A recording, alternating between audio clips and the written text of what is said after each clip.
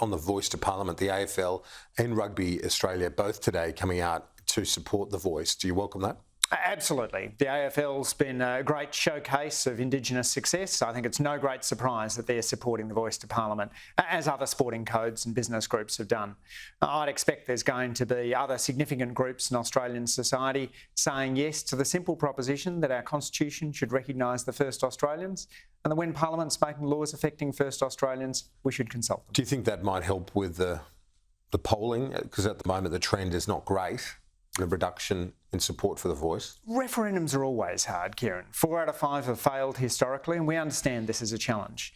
But if we don't recognise Indigenous Australians in the country's founding document in 2023, when do we do it? Our founding document should acknowledge that there were first Australians who were here for 65,000 years.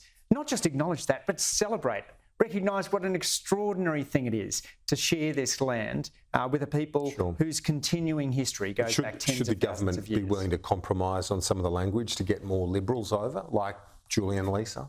Well, the recommendation of the Parliamentary Committee is to keep the wording as it is. There's a dissenting report. But the majority of the Parliamentary Committee recommended keeping the wording as it is, having consulted with a whole range of experts.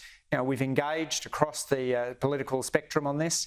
There are many Liberals who support the wording as it is.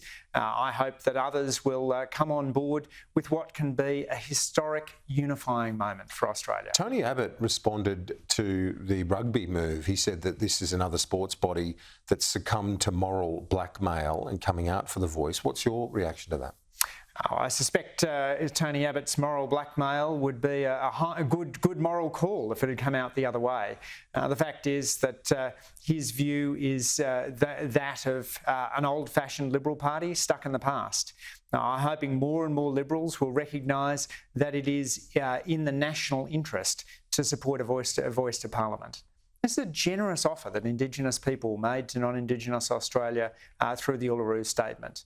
We should take it with both hands, take up this opportunity to bind our country a little closer together.